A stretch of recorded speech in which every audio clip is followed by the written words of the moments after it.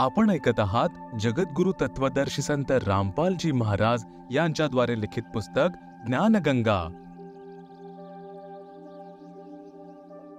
कबीर परमेश्वर यांच्याद्वारे स्वामी रामानंदजी यांच्या आश्रमामध्ये 2 रुपये धारण करणे। एक दिवस स्वामी रामानंदजी यांचा कोणी एक शिष्य एका ठिकाणी सत्संग करत होता। कबीर साहेबजी तेथे गेले। तो शिष्य ऋषी श्री विष्णू पुराणातील कथा ऐकवत होता। तो म्हणत होता की भगवान विष्णूजी सर्व सृष्टीचे रचनाकार आहेत, तेच पालन करता आहेत, तेच राम आणि कृष्ण रूपामध्ये अवतार घेणारी परमशक्ती आहेत, अजन्मा आहेत। श्री विष्णूजी यांचे कोणी मातापिता नाहीत। कबीरेश्वर म्हणजे कबीर यांनी ही सर्व चर्चा ऐकली। सत्संग संपल्यानंतर कबीर परमेश्वर म्हणाले की हे ऋषीजी, मी एक प्रश्न विचारू शकतो का? ऋषीजी म्हणाले की हो बाळ, विचार। तेथे शेकडोंच्या संख्येने भक्तजन उपस्थित होते। कबीरदेव म्हणाले की आपण विष्णू पुराणामधून सत्संग सांगत होता की श्री विष्णूजी परमशक्ती आहेत आणि त्यांच्यापासूनच ब्रह्मा व शिव यांची उत्पत्ती झालेली आहे। ऋषीजी म्हणाले की मी जे सांगत आहे ते विष्णू पुराणामध्ये असेच लिहिलेले आहे। कबीर साहेबजी म्हणाले की ऋषीजी, मी तर आपणास संशय निवारणासाठी प्रार्थना केली आहे, कृपया आपण नाराज होऊ नका। एक दिवस मी शिवपुराण ऐकले होते।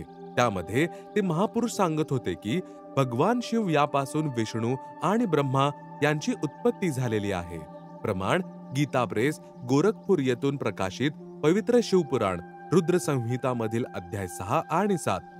देवी भागवताच्या 3ऱ्या स्कंदामध्ये लिहिले आहे की देवी तीनही देवांची म्हणजे ब्रह्मा विष्णू शिव यांची माता आहे। हे तिघेही नाशवान आहेत, अविनाशी नाहीत। ऋषीजी निरुत्तर झाले।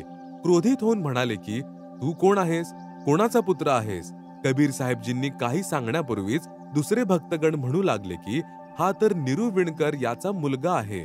स्वामी रामानंदजींचा शिष्य म्हणू लागला की तू गळ्यामध्ये कंठी म्हणजे माळ कशी काय घातली आहेस? वैष्णव साधू तुळशीच्या 1 मण्याची माळ गळ्यामध्ये धारण करतात। यावरून हे सिद्ध होते की त्यांनी वैष्णव परंपरेनुसार उपदेश घेतलेला आहे। तुझे गुरुदेव कोण आहेत? कबीर साहेब म्हणाले की माझे गुरुदेव तर तेच आहेत जे आपले गुरुदेव आहेत।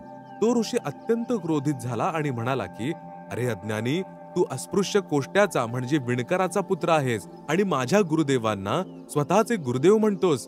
माझे गुरुदेव कोण आहेत हे तुला माहित आहे का? श्री श्री 1008 पंडित रामानंदजी आचार्य। तू विणकराचा बालक, ते तर तुझ्यासारख्या अस्पृश्यांचे दर्शनही करत नाहीत आणि तू म्हणत आहेस की मी त्यांच्याकडून नामदीक्षा घेतली आहे। भक्तजन हो, बघा हा किती खोटारडा आणि कपटी आहे।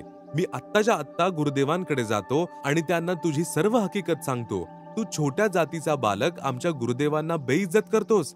कबीर अग्नी म्हणाले की ठीक आहे, गुरुदेवजी यांना सांगा। त्या ऋषीने जाऊन श्री रामानंदजी यांना सांगितले की गुरुदेव, एक विणकर जातीचा मुलगा आहे, त्याने तर आपले नाकच कापले आहे। तो म्हणतो की स्वामी रामानंदजी माझे गुरुदेव आहेत। हे भगवान, आम्हाला तर बाहेर तोंड दाखवणे अवघड झाले आहे।